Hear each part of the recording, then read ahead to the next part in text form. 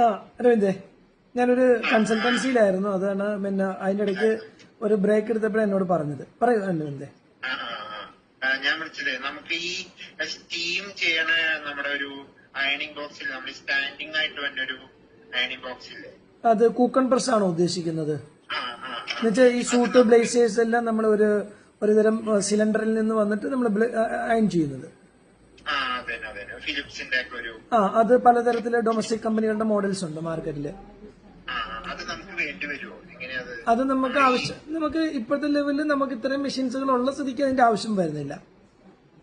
ഇനി അതല്ല, നിങ്ങൾക്കൊരു പ്രീമിയം ഓൺ സൈറ്റ് ഡെലിവറി ഒക്കെ അല്ലെങ്കിൽ ഒരു ചെയ്ത് വെച്ചിരിക്കുന്ന ഒരു പ്രൊഡക്റ്റ്, നമ്മളിപ്പോ ഒരു വാഷ് ചെയ്ത് അയൺ ചെയ്ത് വെച്ചിരിക്കുന്ന ഒരു പ്രൊഡക്റ്റ്, അത് കസ്റ്റമറിന് ഡെലിവറി കൊടുക്കുന്നതിന് തൊട്ട് മുമ്പ് ഒന്നും കൂടി ഒരു ഫൈൻ ഫിനിഷിംഗ് വേണം. Not like a shirt pant അങ്ങനെയല്ല, ഒരു സൂട്ട് ബ്ലേസർ അല്ലെന്നുണ്ടെങ്കിൽ ഒരു ഹൈലി വർക്ക്ഡ് ആയിട്ടുള്ള ഒരു ലാച്ച ലെഹങ്ക അങ്ങനെയുള്ള സാധനങ്ങളൊക്കെ കൊടുക്കുന്നതിന് തൊട്ട് മുമ്പ് നമുക്കൊരു ഫൈൻ ഫിനിഷ് ചെയ്ത് കൊടുക്കണമെന്നുണ്ടെങ്കിൽ നമ്മൾക്ക് അത് യൂസ്ഫുൾ ആണ്.